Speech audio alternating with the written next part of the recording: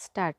Letters patent એ એક ખાસ કાયદો હોવા છતાં પ્રક્રિયાની બાબતમાં CPCની કેટલીક જોગવાઈઓ હાઈકોર્ટના સિંગલ જજના નિર્ણય સામેની અપીલને ડિવિઝન બેન્ચને લાગુ પડે છે, જેને બોમ્બેના ન્યાયાધીશો દ્વારા ગણવામાં આવે છે. આંતરિક અપીલને તે કહેવું યોગ્ય નથી કે હાઈકોર્ટમાં આંતરિક અપીલો માત્ર લેટર્સ પેટન્ટ દ્વારા સંચાલિત થાય છે અને CPC દ્વારા નહીં. બોમ્બે હાઈકોર્ટ CPC અને લેટર્સ પેટન્ટની સાચી પ્રકૃતિ અને ઉદ્દેશનું ખોટું અર્થઘટન કર્યું હતું અને તેનો ખોટો અર્થ કાઢ્યો હતો.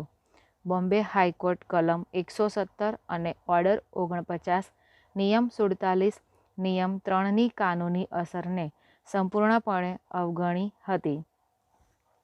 કોડને બાદ કરતા અન્ય વિશેષ કાયદાઓ હોઈ શકે છે જે આંતરિક અપીલમાં પણ વધારાના અધિકાર ક્ષેત્ર પ્રદાન કરી શકે છે. દાખલા તરીકે, આર્બિટ્રેશન એક્ટ 1940ની કલમ 39 હેઠળ અથવા કંપની અધિનિયમની કલમ 202 અને અન્ય સમાન સ્થાનિક અથવા વિશેષ અધિનિયમો હેઠળ સિંગલ જજ અથવા મોટી બેન્ચ દ્વારા પસાર કરવામાં આવેલા આદેશ, જો આ વિશેષ અધિનિયમો લેટર્સ પેટન્ટના અધિકાર ક્ષેત્રને અસર કર્યા વિના અથવા તો તેને ઓવરરાઇડ કર્યા વિના પૂરક અથવા વધારાના અધિકાર ક્ષેત્ર પ્રદાન કરી શકે, તો જ્યારે સિંગલ જજે તેમાં સમાવિષ્ટ પ્રક્રિયા અપનાવવાની હોય ત્યારે CPC પણ આવું ન કરી શકે તેવું કોઈ કારણ નહોતું. કોડ CPCની કેટલીક જોગવાઈઓથી છુટકારો મેળવવા માટે હાઈકોર્ટમાં આંતરિક અપીલની વિભાવના એ કોઈપણ વાસ્તવિક અસ્તિત્વ વિનાની ઉચ્ચ ન્યાયાલયો દ્વારા અપનાવેલ કાનૂની કાલ્પનિક લાગે છે, જે ફક્ત જ નહીં, કોડનો ઉદ્દેશ અને હેતુને જ નહીં પણ લેટર્સ પેટન્ટની ભાવના માટે પણ તદ્દન વિરોધ કરે છે. CPCની જોગવાઈઓ ખાસ કરીને સેક્શન 104 સ્પષ્ટપણે અથવા જરૂરી ઇરાદાથી લાગુ થશે નહીં. પૂર્ણવિરામ પેરેગ્રાફ.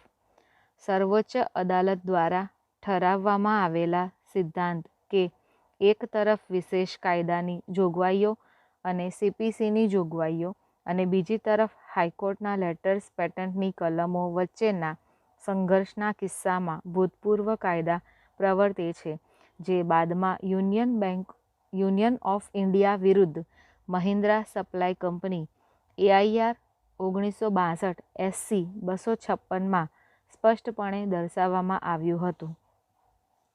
લેટર્સ પેટન્ટના ક્લોઝ 10A સ્પષ્ટપણે ઉલ્લેખિત કેસ સિવાય હાઈકોર્ટના એક જજ તરફથી ડિવિઝન બેન્ચમાં અપીલ કરવાનો અધિકાર આવ્યો છે.